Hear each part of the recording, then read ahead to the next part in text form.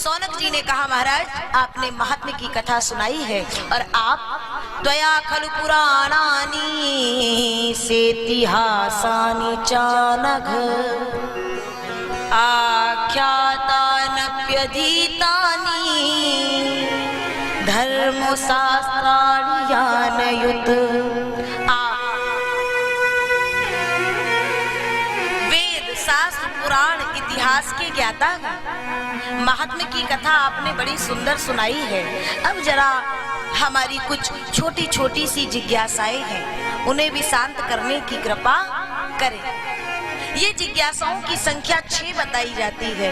संतों ने इन 6 प्रश्नों का नाम भी दिया है। पहला प्रश्न धर्म क्या है, दूसरा प्रश्न मंदिर में जाते हैं बहुत सी मूर्तियां हैं, बहुत से स्वरूप हैं ईश्वर के, पूजा किसकी की जाए। तीसरा प्रश्न है जो निर्गुण निराकार परब्रह्म परमात्मा है वो सगुण साकार रूप में अवतार लेकर के कभी देवकी यशोदा का लाल तो कभी कौशल्या का राम बन के कैसे आता है। और फिर प्रश्न करते हैं भगवान के कुल मिलाकर के कितने अवतार हुए। 4 प्रश्न हुए। 5वां प्रश्न कथा को अधिक बढ़ा के नहीं, जो शास्त्रों का सार है वो बताने की कृपा करें। और अंतिम में भगवान शिवा के बिहारी लाल जब अपनी समस्त लीलाओं को समाप्त करके और स्वधाम गमन कर लेते हैं, उस समय यह धर्म किसकी शरण में जाता है। बस इतने प्रश्न हैं और इतने ही प्रश्नों के उत्तर में ही आप पूरी भागवत को रख सकते हैं। तो आइए, पहला प्रश्न तो वेदव्यास जी ने पहले श्लोक में ही उत्तर दे दिया कि सत्य से बढ़कर के दूसरा कोई धर्म नहीं है। हिंदू, मुस्लिम, सिख, ईसाई इन संप्रदायों के किसी भी व्यक्ति को यदि आप पूछ लें कि तुमको सच्चाई पसंद है, भले ही वो 24 घंटे में झूठ के समुद्र में डूबा रहता होगा, लेकिन वो भी कहेगा नहीं हमें तो सच्चाई पसंद है। तो यहाँ वो हमारा सनातन धर्म है जो सदियों से चला आ रहा है, आज भी है और अनंत काल तक रहेगा। सनातन फॉरएवर, जो कभी मिटने वाला नहीं है। और हमें गर्व होना चाहिए कि भारत की भूमि में जन्म लेकर के और सनातन धर्म में हमने जन्म लिया है। ये हम सब पर भगवान की विशेष कृपा है। दूसरा प्रश्न है पूजा किसकी करें। तो महाराज एक है साधे सब सधे और सब साधे सब जाएं। जिस स्वरूप में अगर आपको ये लड्डू गोपाल का स्वरूप प्रिय लगता है तो बस अपने भावों को आप यही स्थापित कर दीजिए। उसमें प्रेम है तो वहां स्थापित कर दीजिए।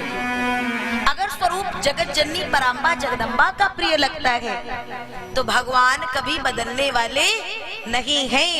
जैसे कि एक बाप तेरे चाचा को भाई, एक बाप तेरे नाना को जमाई, एक बाप तेरे फूफा को सारो, एक बाप तेरी दादी को बारो, अब यामे से कौन सो तुम्हारो।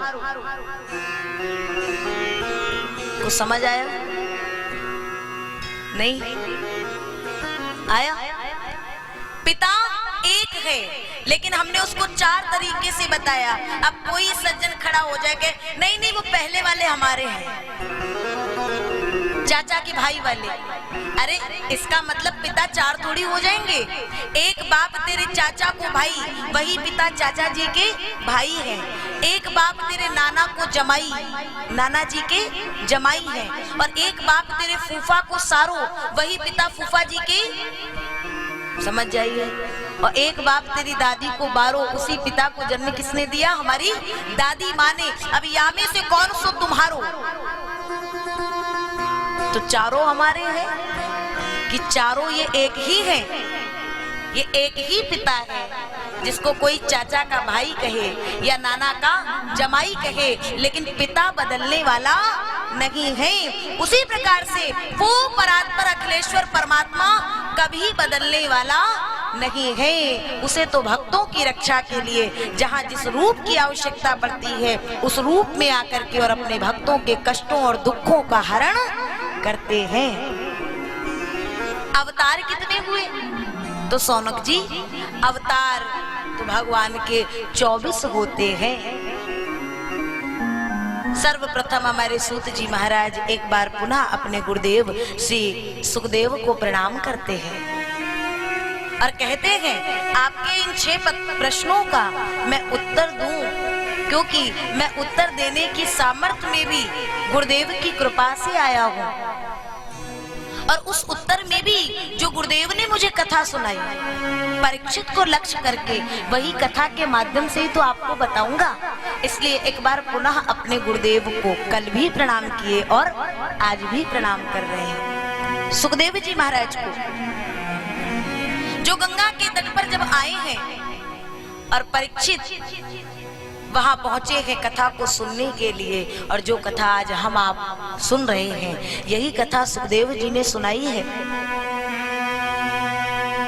और वहां देवता लोग आते हैं अमृत का कलश लेकर के, लेकिन जिस समय सुखदेव जी ने देखा कि ये बदला करने आए हैं, विनिमय करने आए हैं, तो सुखदेव ने वहां कह दिया, फटकार लगा दी कि क्वा सुधा